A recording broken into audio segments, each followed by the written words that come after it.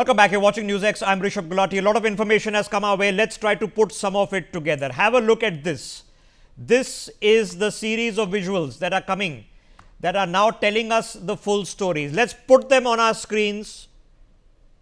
That's the shot caught on CCTV, car parking lot outside Suneri Masjid at the entrance of Red Fort.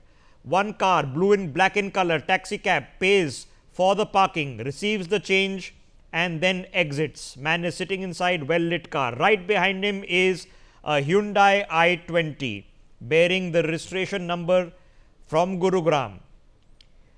The man driving the car has been identified as Muhammad Umar. He comes forward. This is been recorded at about 6:39 in the evening. This Hyundai HR26 CE 7674 car comes. One individual in the car stops. He is wearing a black jacket, blue shirt, black mask on his face. He pays for the parking, casually leans his head out, waits for his receipt and change, puts the receipt and change on the seat next to him and exits the parking lot, tourist bus coming in behind him. Now, this car is the one that was carrying the explosive device. It was registered under the name of Muhammad Salman with a registration date of 18th March 2014 when the car was purchased. Manufacturer date was April 2013. It had paid up its road taxes all the way up till 2029. The registered address in the registration certificate, the RC, was house number 631 by 21, third floor, Shanti Nagar, Gurgaon, Haryana 122001.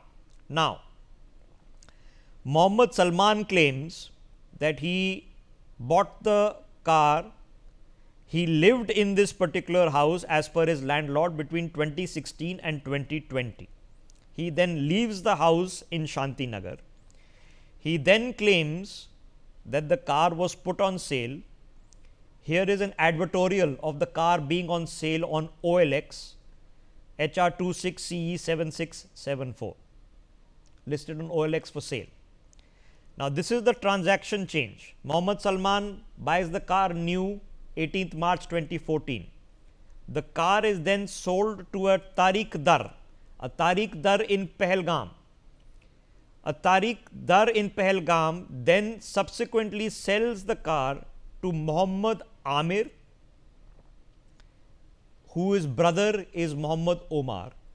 The sale takes place through an agency called Royal Car Zone, which is the car dealer. This is the sale. This is Amir Dar, resident of Pulwama, who bought the car from Royal Car Zone, receiving and taking a photograph of the car. His brother was the one driving the car when it blew up, Muhammad Umar. So, that's your car chain. Now, on September 20th, 2025, this car was tracked on CCTV and toll. So, you have the toll the car paid to enter the area and you have CCTV footage from the toll booths. So, the car has been well traced going back 2 months. Now, in September, on the September 20th, this challan was cut for the car bearing number HR26CE 7674. The challan was cut at Sector 637 Block D, Tikona Park, Molar Band Extension in Faridabad. So, the car which was purchased from a resident in Gurugram, its registration details and number plate not changed, brought by Tariq Dar, purchased by monies given by Muhammad Omar, but by his brother under false documents because the car number and registration details were never changed, ended up for sure in Faridabad where the busts have happened of 3 tons of explosives that have been recovered from the 2 doctors, Shakil and Adil, and then the car finds itself in the Red Fort area where this happens. This is 3 or 4 minutes before the blast that killed the bomber as well as people around him. So, we have a full chain of events that is clear on what took place. Keep watching and we will be breaking down who the perpetrators and masterminds were as well. All right, let me go back and have this conversation with our guest before we take a break and try to filter through the latest bit of information that are coming in. Lots of information is pouring in that we'll be breaking on our screens one by one. Rajesh Bhargav joining us on the broadcast. Rajesh ji, so here we are, sir.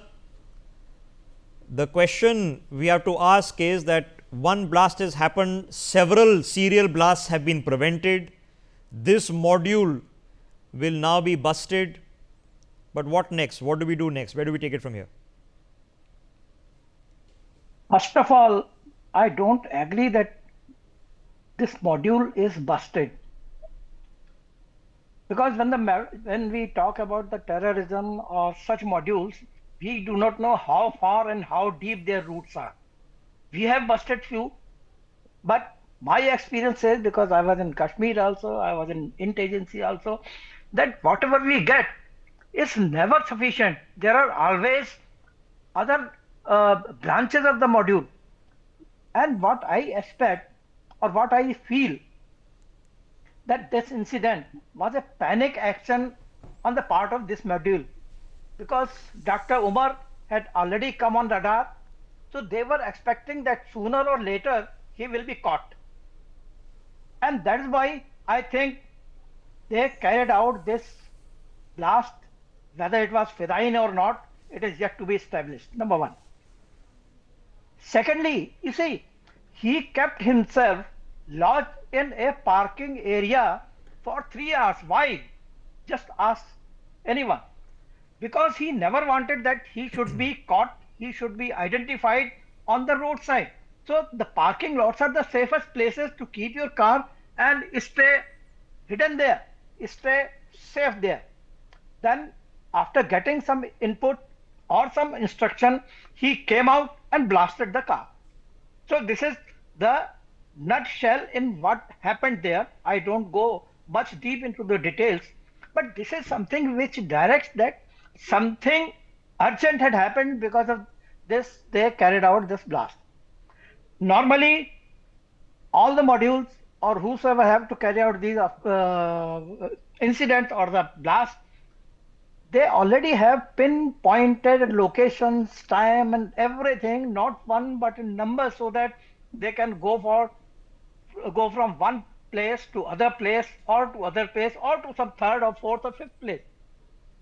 So now this place is, of course, it is well identified, and any Tom, Dick and Harry can find out that yes, this could be the ideal place right in front of the metro station, in the area at the in the evening, when the lot of passengers they come out and go in the metros, so the lot of movement is there. And then particularly this Chandni Chowk and Lal Killa area, it is otherwise also very crowded. And I have come to know that yesterday there was a lot of Patri Bazaar. Perhaps other market was closed that time, so there was a lot of Patri Bazaar. As a result, there was a lot of crowd. So all these things indicate that it was a planned, however carried out in a hub. So anyway, now a lot of things will come out once the proper investigation is done. Yes. This is the preliminary input that I have got, which I am telling you. What do we do, sir? Now, like I said, you can respond to this. How do you respond to it? Who do you target? Where do we take it from here, sir? Because the conversation is we've been having is, well, Pahalgam happened, then Operation Sindoor happened. Operation Sindoor, to the best of my knowledge, is not concluded. It is an ongoing operation. So, where do we take it? Where can this go? Because on face value, Asim Munir is, clicking his heels in Pakistan. He is more powerful than ever before. Yes, that's correct. And perhaps that is the reason that we have so many incidents, so many terrorist incidents all over the India. Of course, for the last about 10 years, there was hardly any. But now, once the Munir has come, because you see, the mentality of Munir is almost as bad, or you can say as good as of Bhutto, who said, "Ki bleed India, 1,000 cuts. Bleed India with 1,000 cuts." Munir, he has given out his mental makeup just, I think, 8 or 9 months back, just before the this Pahalgam incident.